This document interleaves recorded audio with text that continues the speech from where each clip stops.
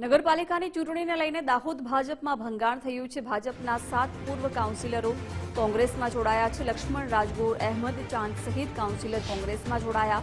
પૂર્વ ધારાસભ્ય વજેસિંહ, કોંગ્રેસ પ્રમુખ હર્ષદ નીનામાએ ખેસ પહેરાવ્યું છે।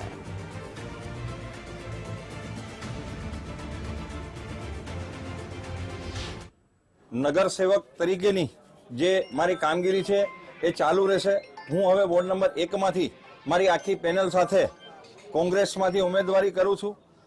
ગત રોજ મેં ભારતીય જનતા પાર્ટીમાંથી રાજીનામું આપ્યા પછી મારા વિસ્તારના તમામ લોકો, મારા પરિવારજનો અને બધા જોડે પરામર્શ કરતા લોકોની એક જ લાગણી હતી કે તમારે કોઈ પણ પક્ષમાં તમે આવો, અમને તમે જ જોઈએ, અમારો કાઉન્સિલર તમે જ હોવા જોઈએ। એ લાગણીને માન આપી અને આખા દાહોદનું નેતૃત્વ કરવા માટે ભારતીય રાષ્ટ્રીય કોંગ્રેસ પાર્ટીમાં જોડાયો છું।